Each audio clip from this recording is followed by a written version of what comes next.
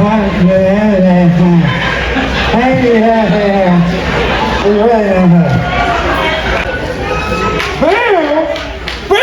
you don't like a mask? What, do you want to catch COVID? Why does nobody here listen to Anthony Fauci? Is it because he killed all those gay people with AZT in the 80s? Is that why? He gave them that medicine incorrectly and all those people died? Is that why you don't trust him?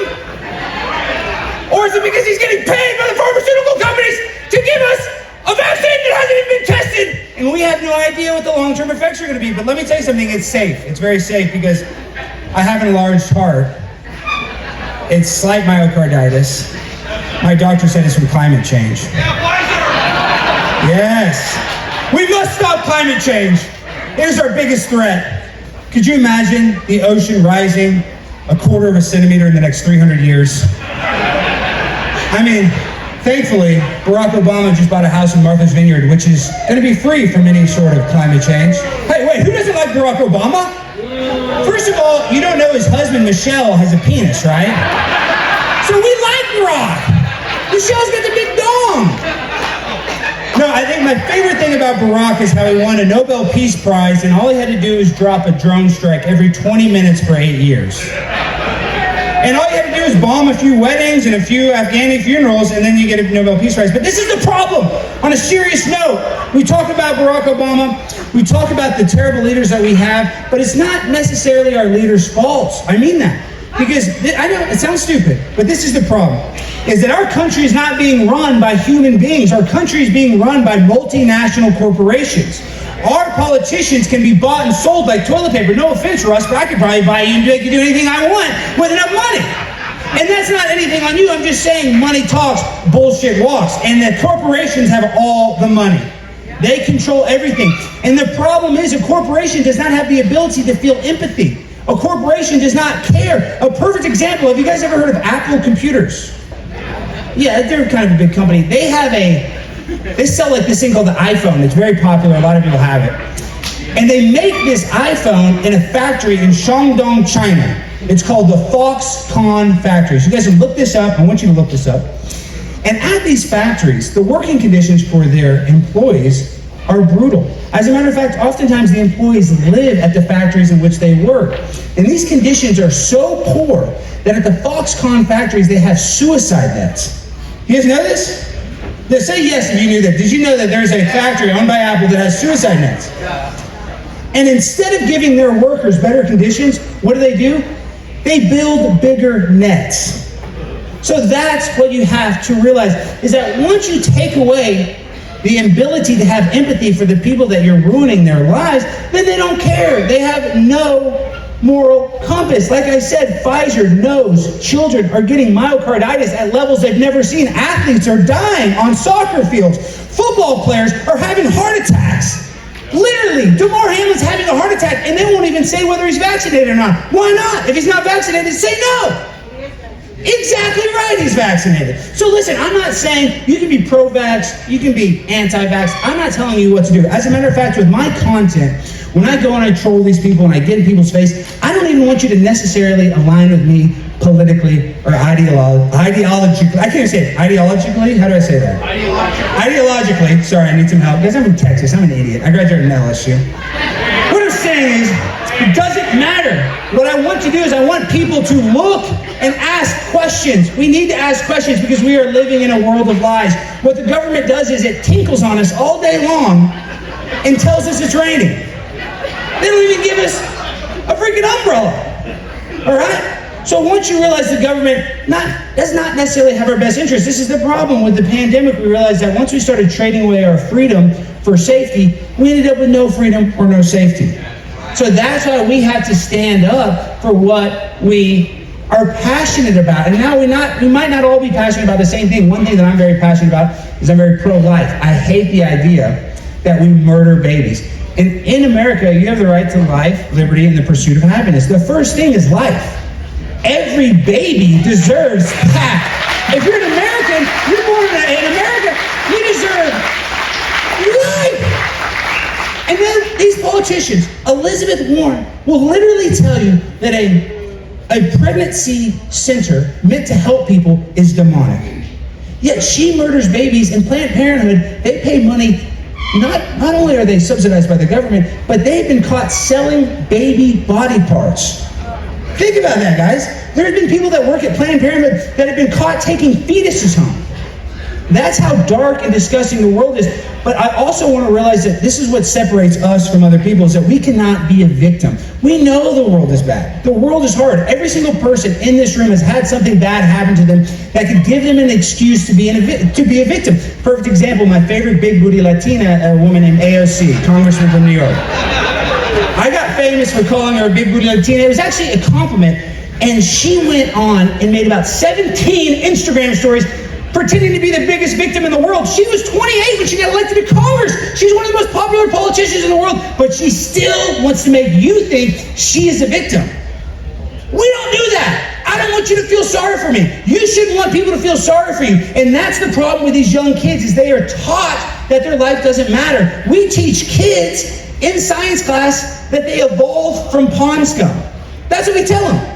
We just say a rock, just a primordial soup, got hit with lightning, and then a billion years later, humans got here. No, there is a creator, and they are hiding the creator. And that's why it's so important, because without the creator, we lose a lot of hope. We have no moral responsibility for our actions. And that's why there's young kids going on TikTok sharing their abortions like it's some sort of social clout or some cool thing. We have to fight against that, because we have a world that is literally run by pedophiles. You're like, what are you talking about? Not everybody's a pedophile. Of course not. Of course not. But you have a guy named Dennis Hastert, Speaker of the House, got caught being a pedophile. He was Republican. You have a guy named Jeffrey Epstein, who is best friends with a guy named Bill Clinton. You ever heard of him? And let's say Bill Clinton, he's never done anything weird sexual ever. He's never ever done one weird thing sexually. So I'm sure when he was on the Lolita Express in the Caribbean, he did nothing wrong, because he doesn't have a history of doing anything morally wrong. But Hillary Clinton, she does drink the blood of children. That's confirmed. No, I'm kidding. It's a joke. It's a joke. I don't know what she drinks. I know I would have to drink if I was Bill Clinton to hit that, though. I know that. But I digress. What I'm saying is, obviously not every single person in power is some pedophile freak, like some QAnon dream. I'm not saying that. And I actually kind of like some of the Q stuff. I'm not trying to shit on them, excuse me. What I'm trying to say is that there are just a few powerful people that are pulling all the strings that are causing us these problems, right? And that's why these people try to take away our power. But what they don't realize is when we come together, we're more powerful than any establishment. We are way more powerful. We outnumber the government. We outnumber them all. But they have to trick you and make you feel powerless. And that's what I want to make you guys realize, is that you have so much power within me. I was selling cars 3 years ago on the hot asphalt. I remember, the guy, no offense to the AG, I sold a lot of cars to Raul's. A lot of Hispanics in Texas, I'm just saying. But I remember a guy named Raul. He came into my office. He said, I want to buy this Chevy truck from you, but it has a little leak. And I was like, oh, it doesn't have a leak. This guy's just trying to get a discount. It's a nice truck. And he's like, no, senor, come look. And I remember it's 120 degrees in Dallas, Texas, the black asphalt. I'm in my suit, and I had to get underneath the car and look, and it did have a leak. The guy was telling the truth. But what my point was, is that, well, long story short, is that you're the author of your own autobiography. So you can go from selling cars to working for Glenn Beck in 3 years. You can do it too. And let me tell you something. There's a story, I don't know if you guys ever heard of the story of the Chinese farmer. You guys ever heard the story? Let me tell you real quick. So there's a Chinese farmer, and one day his horse ran off. And everybody in the town was like, oh, that's so terrible. You lost your horse. And the Chinese farmer said, maybe.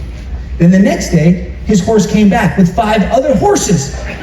Everybody in the town said, oh, that's so great. The Chinese farmer said, maybe. Then the next day, the Chinese farmer's son is tending to the horses. The horses trample the farmer's son. Everybody goes, oh, that's so terrible. Your son, his legs are all broken. That's so bad. And the Chinese farmer said, maybe. Then the next day, the draft service. came to his house to draft his son. He saw that his legs were broken, and he didn't get drafted. He didn't have to go to war and die. So my point with the story is that you don't know what is bad or good until you get perspective. Right now, it seems like we might be losing the culture war, but we're saving lives. We got Roe versus Wade. Donald Trump put in the right people that actually got that passed. Now, you're right, there's state levels. Abortion can still exist. But just if we save one life, it'll be worth it, because that baby is what is important. Like I said at the beginning of this, in America, we're guaranteed the right of life, liberty, and the pursuit of happiness. We've got to give these little babies their life. But you have people that don't want to do that think abortion is woman's health care. Well, what about the baby's health care? We don't tend to think about that. All they want to tell you is that it's a clump of cells. Well, let me tell you something. We were all a clump of cells, all right? And now we're here, and now we're with important politicians. You can create your reality. These people that want to trick you into thinking that, like I said earlier, you don't have any power, but you do. And I'm an idiot, guys. I'm dumb. You can tell, right? My parents, when I was divorced. Yeah, thank you, Ed. Thank you. No, this is a true story. When my parents got divorced, they actually fought for custody of our family dog, Primo, more than me. So I was actually raised by a German Shepherd. So that's why, yes, that's why. And a lot of you might not know this, but I'm actually Tucker Carlson's biological son. Yes, yeah, he does not claim me. I've been trying to get his semen for a DNA test for about, I call him, I'm like, hey, can I just get a little bit of your semen? I don't even need a lot. And he hangs up. As a matter of fact, he's got a temporary restraining order, whatever that means. But it's only temporary, so I'll see you soon, Tucker, Dad. But I want to talk about a few things before I go. My time, I didn't even look at my watch. Let me see how much more time I got. I know the night's going, okay, we still got 6.5 minutes. What I'm going to say is, other than Tucker Carlson being my biological father, I'm very blessed that I have a beautiful wife, and she has a beautiful boyfriend named Ontarius. And he's with her right now.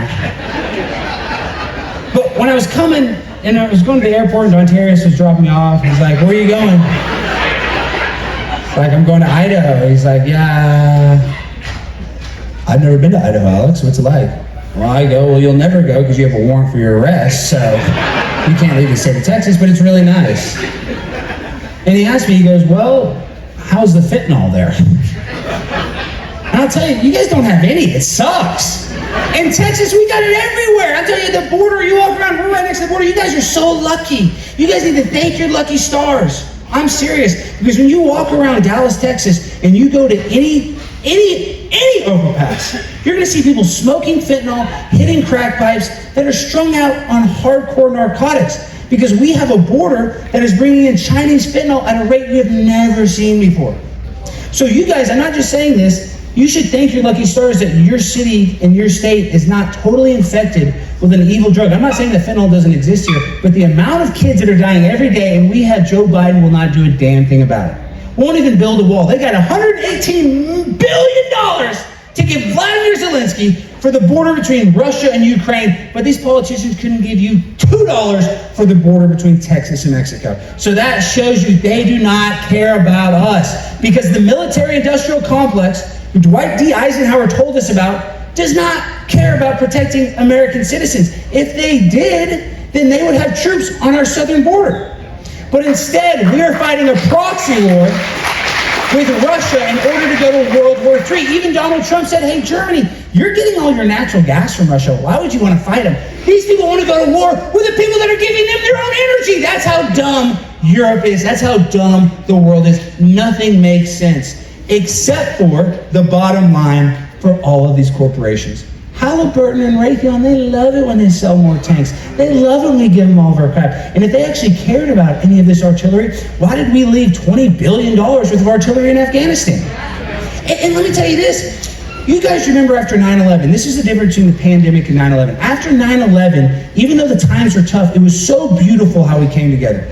Everybody, it didn't matter about your political ideology. Nobody cared. We came together. We were American. And that was a terrible, terrible thing. And then we went and fought a 20-year war in the Middle East for weapons of mass destruction that didn't exist. And this is what bugs me, and we don't hold anybody accountable for that. We let them do it. And now I see what's going on with this pandemic. You guys might not know this, but my mother was diagnosed with COVID, had shortness of breath, went into the hospital, was given remdesivir without our authorization, died 7 days later in my arms. So these people, yeah, you look this up and saying these people killed my mother right in front of my face. So there's nothing in the world that can motivate me more than to honor my mother. Well, the problem is I feel bad for all the other people that are going to lose their mothers because they did the right thing. My mom got vaccinated because her doctor told her to do it because she didn't want to lose her health care. She didn't want to lose her doctor.